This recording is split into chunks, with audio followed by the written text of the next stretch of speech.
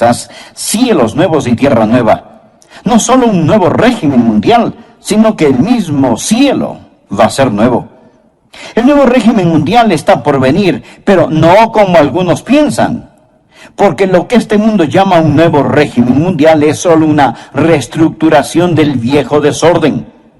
Alguien dijo sabiamente, no se puede hacer buenos huevos revueltos con huevos podridos. El nuevo régimen mundial va a ocurrir cuando el Señor Jesucristo regrese con poder y gloria para recibir a los suyos y para juzgar a los que le rechazaron. Recuerde que Segunda de Pedro habla del cristianismo auténtico, lo verdadero, no lo falsificado. Y cuando Pedro habla sobre el cristianismo auténtico, él está advirtiendo acerca de los apóstatas. En este tercer capítulo, primero tenemos un argumento contra la segunda venida del Señor Jesucristo por parte de los apóstatas. Y luego tenemos la afirmación y confirmación apostólica de la segunda venida del Señor Jesús. Esto me emociona, porque veo el caos a mi alrededor, la situación en que está el mundo de hoy, y no importa cuán mala se ponga, yo sé cómo va a acabar. Y en lugar de quejarnos, ¿en qué va a terminar todo este mundo?, los creyentes podemos decir, ¡gloria a Dios! Miren quién regresará al mundo. La piedra angular de nuestra fe es la deidad de Cristo. Y la esperanza de nuestra fe es que Jesucristo, quien vino a morir en nuestro lugar, regresará a gobernar y reinar con poder y gran gloria. Así que el mensaje de hoy tiene 2 puntos. El primer punto es la denegación escarnecedora de su venida. El segundo punto, la declaración escrita de su venida. Leamos juntos 2 de Pedro capítulo 3, empezando en el versículo 1. Dice, amados, esta es la segunda carta que os escribo, y en ambas despierto con exhortación vuestro limpio entendimiento, para que tengáis memoria de las palabras que antes han sido dichas por los santos profetas, y del mandamiento del Señor y Salvador dado por vuestros apóstoles, sabiendo primero esto, que en los postreros días vendrán burladores, andando según sus propias concupiscencias y diciendo, preste atención aquí, diciendo, ¿dónde está la promesa de su advenimiento? Porque desde el día en que los padres durmieron, todas las cosas permanecen así como desde el principio de la creación. Y Pedro dice, estos ignoran voluntariamente que en el tiempo antiguo fueron hechos por la palabra de Dios los cielos y también la tierra, que proviene del agua y por el agua subsiste, por lo cual el mundo de entonces pereció anegado en agua. Lo que tenemos aquí son 3 reacciones apóstatas a la segunda venida de Jesucristo. La primera reacción es una reacción emocional. La segunda reacción es una reacción intelectual. Y la tercera reacción es una reacción voluntaria. Es decir, las emociones, la mente y la voluntad se rebelan contra la segunda venida del Señor Jesucristo. Satanás odia la idea de la segunda venida de Jesucristo porque cuando ocurra, él será sentenciado. El reino del terror de Satanás se vendrá abajo. Será cuando los santos seremos honrados, glorificados y bendecidos. Por ello, el diablo ha apuntado toda la artillería del infierno contra la idea de la segunda venida del Señor. El primer punto es la denegación escarnecedora o burla de su venida. La primera reacción es una reacción emocional. Dice la palabra, en los postreros días vendrán burladores. Es un argumento emocional. Existen aquellos que simplemente se reirán y se burlarán de la segunda venida. La burla no es sustituto para la verdad. Pero cuando un hombre está perdiendo un argumento, muchas veces opta por utilizar la burla, la ridiculización y el sarcasmo.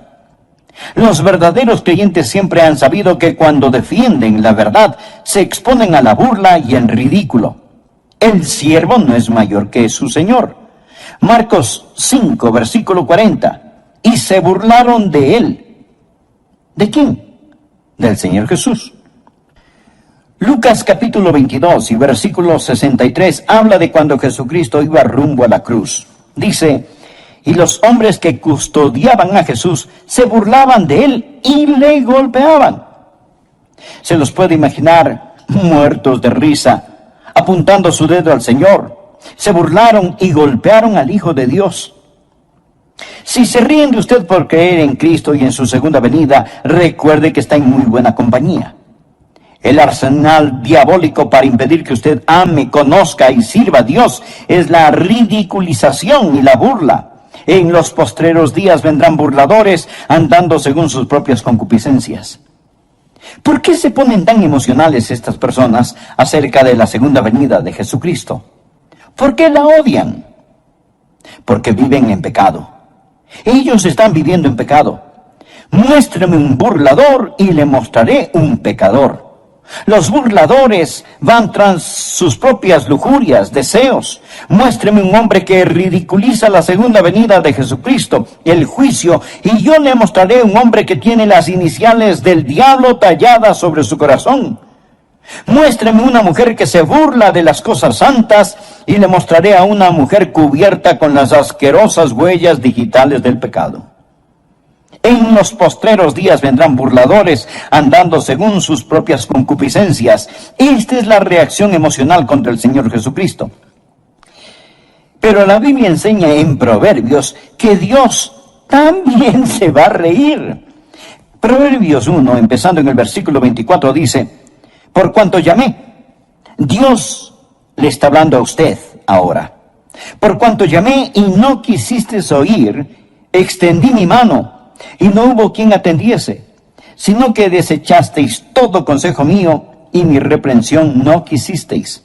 Ahora escuche: también yo me reiré en vuestra calamidad, y me burlaré cuando os viniere lo que teméis. Cuando viniere como una destrucción lo que teméis, y vuestra calamidad llegare como un torbellino, cuando sobre vosotros viniere tribulación y angustia. Lo que Dios está diciendo es que usted puede irse riendo al infierno, pero no podrá salir de él. Dios está diciendo, como decimos hoy, el que ríe al último, ríe mejor. Los apóstatas no solo están satisfechos con rechazar las cosas santas, sino que tienen un enorme deseo diabólico de ridiculizar las cosas santas. Había un emperador romano cuyo nombre era Juliano. Cuando él era un joven, profesó conocer al Señor Jesucristo y ser un creyente, pero nunca se convirtió verdaderamente. Llegó a ser un apóstata y persiguió a los creyentes con todo su poder, ridiculizando la fe cristiana. Juliano, el apóstata, tenía un amigo de la niñez cuyo nombre era Agatón. Ellos crecieron juntos. Después de muchos años se encontraron. Agatón era un creyente que servía fielmente al Señor día tras día. Cuando Juliano el emperador se encontró con Agatón, le dijo: Agatón, ¿cómo le va a tu amigo el carpintero de Nazaret? Tiene suficiente trabajo. Le están saliendo algunos trabajitos como carpintero. Y Agatón muy serenamente le respondió: oh sí, Juliano, él tiene mucho que hacer. De hecho, él está muy ocupado haciendo un ataúd para tu imperio. Él era un profeta, porque en 2 años Juliano murió en una batalla y su imperio comenzó a desmantelarse. La historia nos dice que cuando Juliano el apóstata estaba tendido en el campo de batalla, se metió la mano en su herida mortal y tomó un puñado de sangre y la lanzó a los cielos y exclamó: has vencido, oh Galileo. Los burladores aman su pecado y argumentan contra el juicio y la segunda venida de Jesucristo. Es una reacción emocional. Pero existe la segunda reacción, la reacción intelectual. Por favor, leamos el versículo 4. Dice: los burladores andando según sus propias concupiscencias y diciendo: ¿dónde está la promesa de su advenimiento? Porque desde el día en que los padres durmieron, ahora escuche, todas las cosas permanecen así como desde el principio de la creación.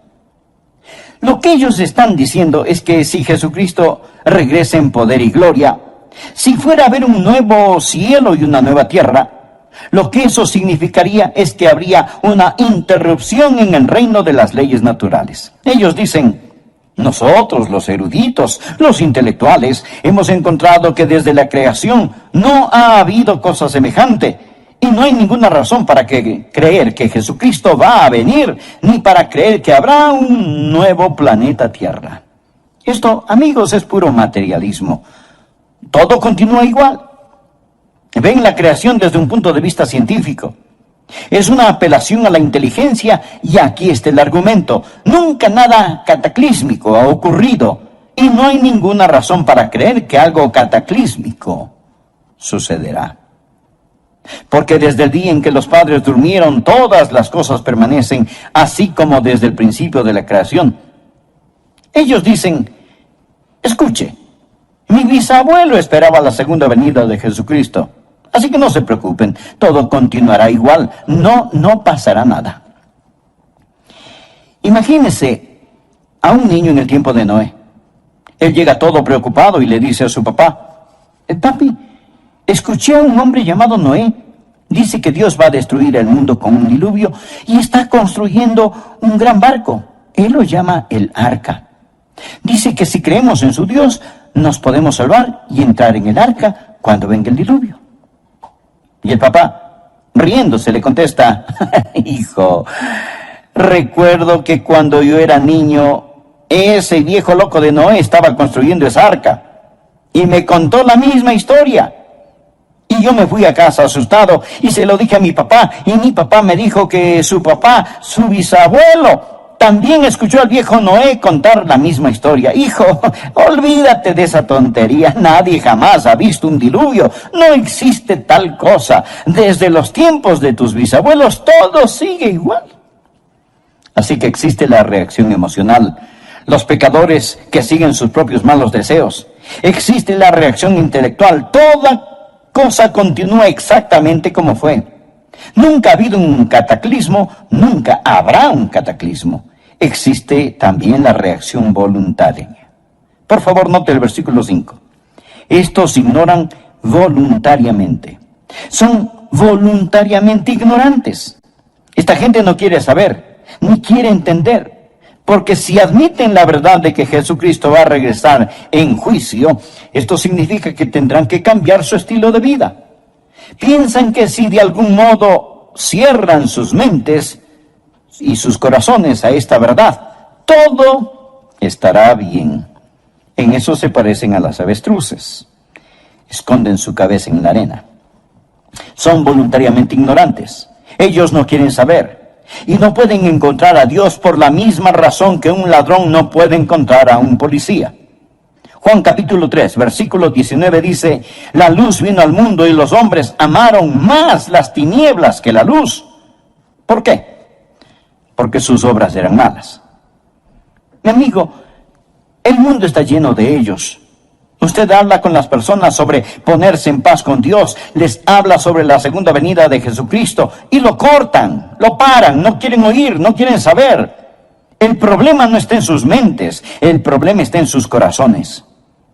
Romanos capítulo 1 habla de ellos que detienen con injusticia la verdad. Son voluntariamente ignorantes. Y su reacción emocional, intelectual y voluntaria sirve para negar esa gran verdad, la gloriosa verdad bíblica de la segunda venida del Señor Jesucristo. El segundo punto, la declaración escrita de su venida. Ya escuchamos a los apóstatas con su denegación escarnecedora. Ahora escuchemos a los apóstoles con su declaración escrita. Simón Pedro da 3 respuestas apostólicas a los argumentos o reacciones apóstatas para reafirmar la segunda venida de Jesucristo. La primera es su memorable promesa. Su memorable promesa. Leamos el versículo 1. Amados, esta es la segunda carta que os escribo, y en ambas despierto con exhortación vuestro limpio entendimiento para que tengáis memoria. Por favor, subraye la palabra memoria. Para que tengáis memoria de las palabras que antes han sido dichas por los santos profetas y del mandamiento del Señor y Salvador dado por vuestros apóstoles. Bien. ¿Cuáles eran esas palabras? Una promesa. Mire el versículo 4. ¿Dónde está la promesa de su advenimiento? Ahora mire el versículo 9. El Señor no retarda su promesa. Saltémonos al 13. Pero nosotros esperamos, según su promesa, cielos nuevos y tierra nueva. Lo que está diciendo el apóstol es que Él nos hizo una memorable promesa y Él vendrá otra vez. Los profetas y los apóstoles nos dicen que recordemos lo que Dios ha dicho. Sabemos la importancia del nuevo nacimiento. Mas, ¿sabía que el Nuevo Testamento solo lo menciona 9 veces? La maravillosa doctrina del bautismo se menciona solo 20 veces en el Nuevo Testamento. El arrepentimiento solo 70 veces en el Nuevo Testamento. Pero el Nuevo Testamento habla, sin tocar el Antiguo Testamento, habla 380 veces en términos gráficamente claros de la segunda venida de Jesucristo. Esa es la razón por la que Pedro dijo: tengáis memoria de las palabras que antes han sido dichas por los santos profetas y por vuestros apóstoles. Si usted agrega a los profetas lo que los apóstoles dicen, un versículo de cada 25 en la Biblia habla de la segunda venida de Jesucristo. Dios no puede mentir. Dios lo ha prometido.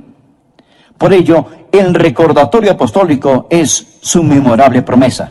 Recuerde, téngalo presente. El Dios que no puede mentir lo ha prometido. Segundo, Pedro nos recuerda de su magno poder. Recuerda lo que ellos dicen. Los apóstatas dicen: todo continúa igual. No hay ninguna interrupción en el reino de las leyes naturales. Pedro les responde: ustedes son ignorantes por su propia voluntad de 2 cosas. La primera aparece en el versículo 5. Estos ignoran voluntariamente que en el tiempo antiguo fueron hechos por la palabra de Dios los cielos y también la tierra, que proviene del agua y por el agua subsiste, por lo cual el mundo de entonces pereció anegado en agua. Ahora Pedro les dice: mire, señor escéptico, mire, señor apóstata, usted dice que nunca nada cataclísmico ha ocurrido. ¿Y qué de la creación? Dios habló y fue hecho. Dios con su palabra creó el mundo y los universos. Él habló y se hizo. Con su palabra suspendió la luna, el sol, las estrellas. Dios lo hizo todo por medio de su palabra. Pedro les está recordando sobre el magno poder de Dios. Los escépticos modernos y ateos de hoy intentan encontrar el origen de la vida. Pero no nos preocupemos del origen de la vida. Vamos más allá. Hablemos del origen de la materia. Usted dirá: bueno, la vida empezó espontáneamente en alguna sopa prebiológica, pero ¿de dónde salió la sopa prebiológica? Amigo, de la nada. Nada sale. Por medio de la palabra de Dios todo fue creado. Dios con su palabra ordenó la creación, pero también ordenó un cataclismo. Verso 5. Estos ignoran voluntariamente. Primero, habló para la creación. Que en el tiempo antiguo fueron hechos por la palabra de Dios los cielos y también la tierra que proviene del agua y por el agua subsiste. La segunda vez habló para describir el cataclismo. Por lo cual el mundo de entonces pereció anegado en agua. La palabra anegado o inundado es de donde tomamos cataclismo. En el griego suena como cataclismo. Dios con su magno poder hizo la creación y con su magno poder lo sacó del cataclismo. Pedro dice: no digan que Dios no puede cambiar la historia, que todo siempre sigue igual. Enfrenten los hechos. Y si tratan de explicar la creación sin un creador, son voluntariamente ignorantes, simplemente ignorantes. Piénselo. Es completa estupidez pensar que de la nada todo salió. No solo la memorable promesa, sino el magno poder de Dios. En base a esto, Pedro empieza a defender lo que Dios ha hecho y que lo hará de nuevo. Primero tenemos un argumento contra la segunda venida del Señor Jesucristo por parte de los apóstatas. Y luego tenemos la afirmación y confirmación apostólica de la segunda venida del Señor Jesús. Esto me emociona, porque veo el caos a mi alrededor, la situación en que está el mundo de hoy, Y no importa cuán mala se ponga, yo sé cómo va a acabar. Y en lugar de quejarnos, ¿en qué va a terminar todo este mundo?, los creyentes podemos decir, ¡gloria a Dios! Miren quién regresará al mundo.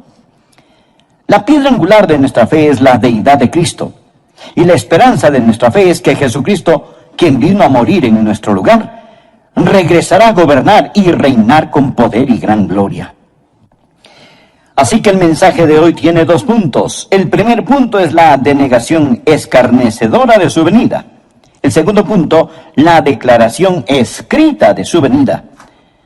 Leamos juntos 2 de Pedro capítulo 3, empezando en el versículo 1. Dice, amados, esta es la segunda carta que os escribo, y en ambas despierto con exhortación vuestro limpio entendimiento, para que tengáis memoria de las palabras que antes han sido dichas por los santos profetas, y del mandamiento del Señor y Salvador dado por vuestros apóstoles, sabiendo primero esto, que en los postreros días vendrán burladores, andando según sus propias concupiscencias y diciendo, preste atención aquí, diciendo, ¿dónde está la promesa de su advenimiento? Porque desde el día en que los padres durmieron, todas las cosas permanecen así como desde el principio de la creación. Y Pedro dice, estos ignoran voluntariamente que en el tiempo antiguo fueron hechos por la palabra de Dios los cielos y también la tierra, que proviene del agua y por el agua subsiste, por lo cual el mundo de entonces pereció anegado en agua. Por favor, note el versículo 5. Estos ignoran voluntariamente. Son voluntariamente ignorantes. Esta gente no quiere saber, ni quiere entender. Porque si admiten la verdad de que Jesucristo va a regresar en juicio, esto significa que tendrán que cambiar su estilo de vida. Piensan que si de algún modo cierran sus mentes y sus corazones a esta verdad, todo estará bien. En eso se parecen a las avestruces. Esconden su cabeza en la arena. Son voluntariamente ignorantes. Ellos no quieren saber. Y no pueden encontrar a Dios por la misma razón que un ladrón no puede encontrar a un policía. Juan capítulo 3, versículo 19 dice, la luz vino al mundo y los hombres amaron más las tinieblas que la luz. ¿Por qué? Porque sus obras eran malas. Mi amigo, el mundo está lleno de ellos. Usted habla con las personas sobre ponerse en paz con Dios, les habla sobre la segunda venida de Jesucristo y lo cortan, lo paran, no quieren oír, no quieren saber. El problema no está en sus mentes, el problema está en sus corazones. Romanos capítulo 1 habla de ellos que detienen con injusticia la verdad, son voluntariamente ignorantes y su reacción emocional, intelectual y voluntaria sirve para negar esa gran verdad, la gloriosa verdad bíblica de la segunda venida del Señor Jesucristo. El segundo punto, la declaración escrita de su venida. Ya escuchamos a los apóstatas con su denegación escarnecedora. Ahora escuchemos a los apóstoles con su declaración escrita. Simón Pedro da 3 respuestas apostólicas a los argumentos o reacciones apóstatas para reafirmar la segunda venida de Jesucristo. La primera es su memorable promesa. Su memorable promesa. Leamos el versículo 1. Amados, esta es la segunda carta que os escribo, y en ambas despierto con exhortación vuestro limpio entendimiento para que tengáis memoria. Por favor, subraye la palabra memoria. Para que tengáis memoria de las palabras que antes han sido dichas por los santos profetas y del mandamiento del Señor y Salvador dado por vuestros apóstoles.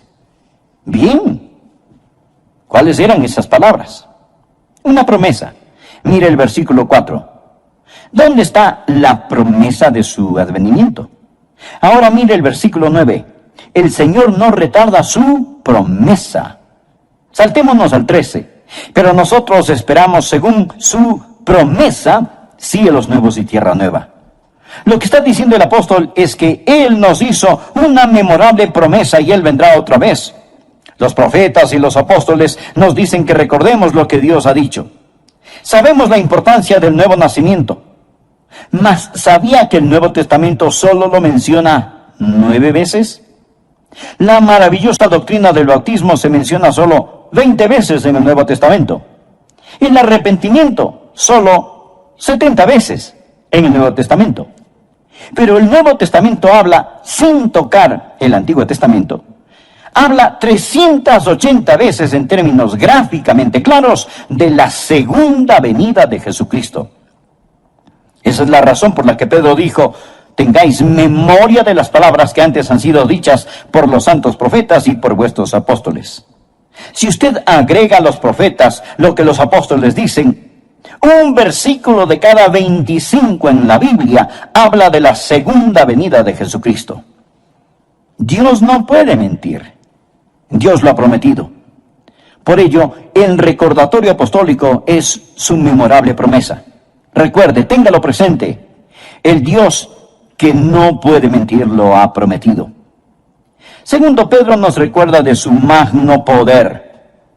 Recuerda lo que ellos dicen. Los apóstatas dicen: todo continúa igual. No hay ninguna interrupción en el reino de las leyes naturales. Pedro les responde: ustedes son ignorantes por su propia voluntad de dos cosas. La primera aparece en el versículo 5. Estos ignoran voluntariamente que en el tiempo antiguo fueron hechos por la palabra de Dios los cielos y también la tierra, que proviene del agua y por el agua subsiste, por lo cual el mundo de entonces pereció anegado en agua. Ahora Pedro les dice: mire, señor escéptico, mire, señor apóstata, usted dice que nunca nada cataclísmico ha ocurrido. ¿Y qué de la creación? Dios habló y fue hecho. Dios con su palabra creó el mundo y los universos.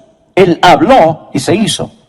Con su palabra suspendió la luna, el sol, las estrellas. Dios lo hizo todo por medio de su palabra. Pedro les está recordando sobre el magno poder de Dios. Los escépticos modernos y ateos de hoy intentan encontrar el origen de la vida. Pero no nos preocupemos del origen de la vida. Vamos más allá. Hablemos del origen de la materia. Usted dirá: bueno, la vida empezó espontáneamente en alguna sopa prebiológica, pero ¿de dónde salió la sopa prebiológica? Amigo, de la nada. Nada sale. Por medio de la palabra de Dios todo fue creado. Dios con su palabra ordenó la creación, pero también ordenó un cataclismo. Verso 5. Estos ignoran voluntariamente. Primero, habló para la creación. Que en el tiempo antiguo fueron hechos por la palabra de Dios los cielos y también la tierra, que proviene del agua y por el agua subsiste. La segunda vez habló para describir el cataclismo. Por lo cual el mundo de entonces pereció anegado en agua. La palabra anegado o inundado es de donde tomamos cataclismo. En el griego suena como cataclismo. Dios con su magno poder hizo la creación y con su magno poder lo sacó del cataclismo. Pedro dice: no digan que Dios no puede cambiar la historia, que todo siempre sigue igual. Enfrenten los hechos. Y si tratan de explicar la creación sin un creador, son voluntariamente ignorantes, simplemente ignorantes. Piénselo. Es completa estupidez pensar que de la nada todo salió. No solo la memorable promesa, sino el magno poder de Dios. En base a esto, Pedro empieza a defender lo que Dios ha hecho y que lo hará de nuevo, pero esta vez no con agua, sino con fuego. Versículo 7. Pero los cielos y la tierra que existen ahora están reservados por la misma palabra, o sea, la misma palabra con que los creó, guardados para el fuego en el día del juicio y de la perdición de los hombres impíos. Note la frase: guardados para el fuego. El señor Kenneth Whist, un erudito del griego, dice que esto literalmente significa que los cielos y la tierra ahora mismo están almacenados con fuego. Es palabra de donde tomamos la palabra tesorería, es decir, este mundo es una tesorería de fuego. El universo entero está guardado con fuego. La naturaleza subatómica del universo nos dice que todo no es materia, sino que realmente es fuego. El hombre solía pensar que la partícula más pequeña de la materia era el átomo. Pero ahora sabemos sobre la naturaleza subatómica del átomo y el átomo tiene un núcleo. Este tiene una carga eléctrica positiva, y girando a su alrededor están los electrones, y estos son negativos. Por eso existe una atracción y se mantienen unidos. El electrón es increíblemente rápido. Escuche, algo asombroso sobre los electrones del átomo es que giran alrededor del núcleo billones de veces cada millonésima de segundo. Nadie sabe realmente qué es esta fuerza eléctrica. La podemos describir, pero no sabemos lo que es. Einstein dijo antes de morir que esperaba descubrir lo que es la electricidad, pero nunca lo hizo. Podemos poner esta cosa de algún modo en proporciones matemáticas, pero los científicos no saben cuál es la fuerza que los une. Dije que el núcleo tiene una carga eléctrica positiva y girando a su alrededor están los electrones que son negativos. Por eso existe una atracción y se mantienen unidos. Pero también tiene neutrones y protones. Los neutrones son neutros y los protones son positivos. No existe atracción, mas estos no se caen. ¿Qué causa que todos se mantengan unidos? Colosenses 1:17 nos habla acerca del Señor Jesús y dice, todas las cosas en Él subsisten.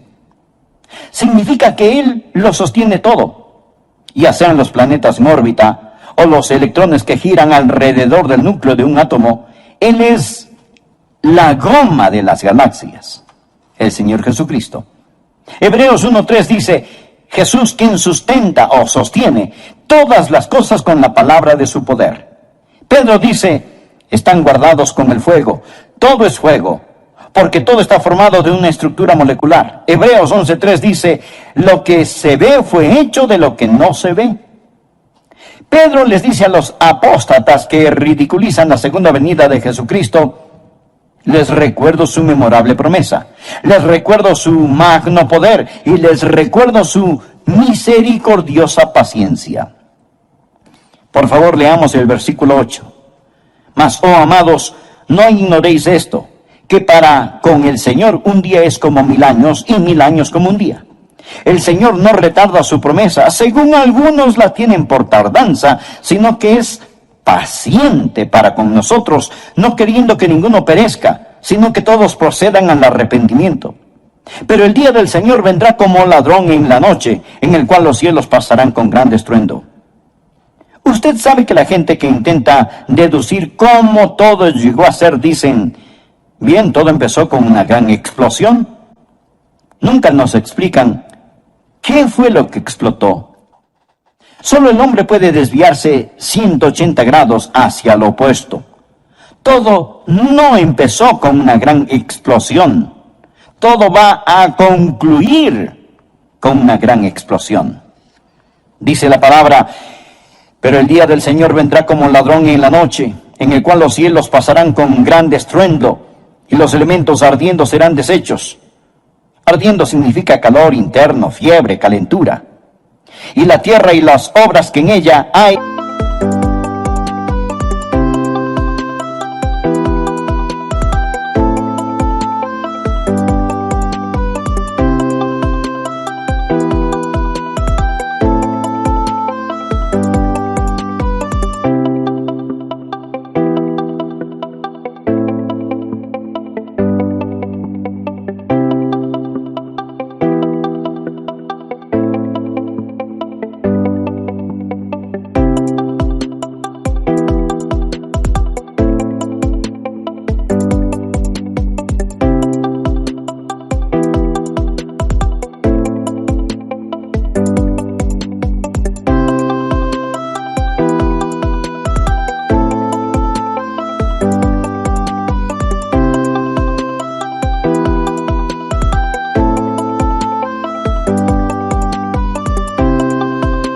Andar en santa y piadosa manera de vivir, esperando y apresurándoos para la venida del día de Dios, en el cual los cielos encendiéndose serán deshechos y los elementos siendo quemados se fundirán. Pero nosotros esperamos, según sus promesas, cielos nuevos y tierra nueva, en los cuales mora la justicia. Por lo cual, oh amados, Estando en espera de estas cosas, procurad con diligencia ser hallados por Él sin mancha e irreprensibles, en paz. Amigo, presta atención al versículo 15. Y tened entendido que la paciencia de nuestro Señor es para salvación. La paciencia de Dios es para salvación. ¿Y qué significa? Mi estimado amigo, significa que Dios no quiere que usted muera y vaya al infierno. Eso es lo que significa. Si Jesucristo hubiera regresado ayer y usted no es salvo, su destino estaría irrevocablemente establecido. El Señor mantiene la puerta de la misericordia abierta para usted. Dios es un Dios de misericordia. Y Pedro les contesta a los apóstatas estas tres cosas. Existe una memorable promesa, existe el magno poder de Dios y existe la misericordia y la paciencia de Dios. Versículo 9. El Señor no queriendo que ninguno perezca, sino que todos procedan al arrepentimiento. Dios está esperando que usted acepte su salvación. Y usted dirá, bueno, si Dios es tan misericordioso, yo no tengo de qué preocuparme. No, mi estimado amigo, mire el versículo 10. Pero el día del Señor vendrá. Verá, ambas, la ira y la misericordia, son atributos de Dios. Si usted dice que Dios es todo ira y no misericordia, eso es solo parte de la verdad.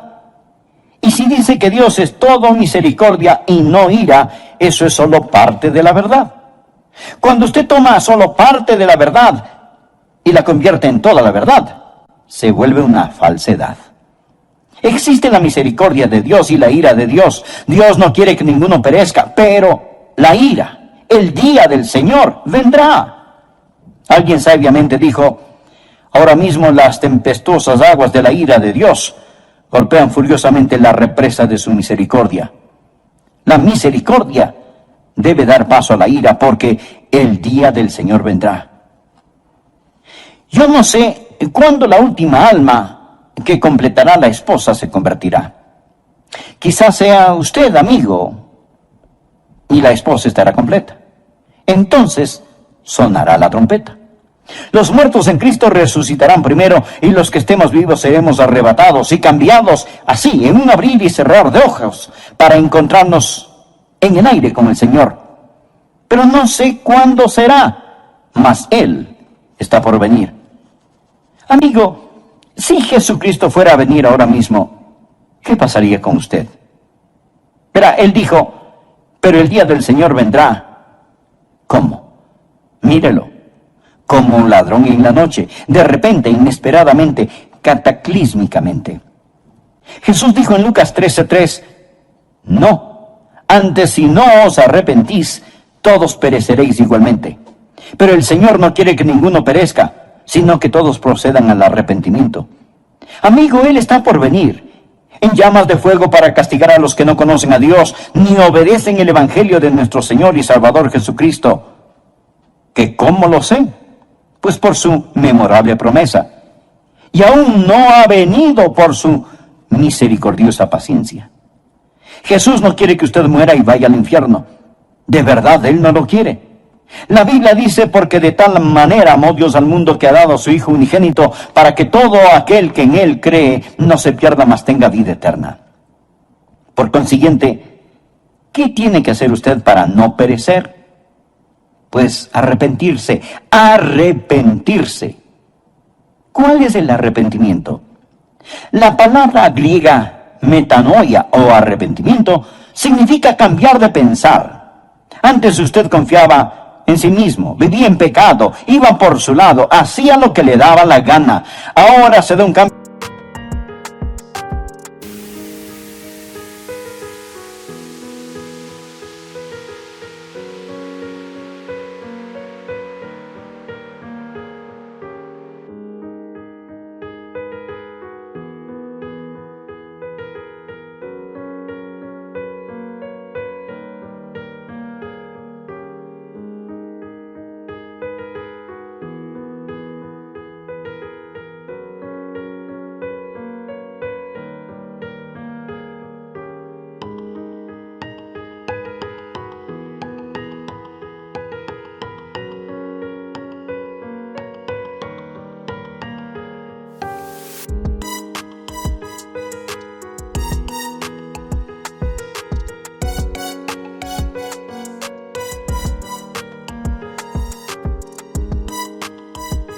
radical y dramático de pensar, se arrepiente, pone su fe no en sí mismo, sino en Jesucristo, abandona sus pecados, abandona sus viejos caminos.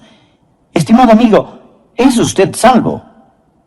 No le pregunté si es usted católico, bautista, metodista o lo que sea. Lo que quiero decir es que necesita saber sin lugar a dudas que se ha arrepentido de sus pecados y que ha recibido a Cristo como su Salvador personal. Le imploro que lo haga ahora.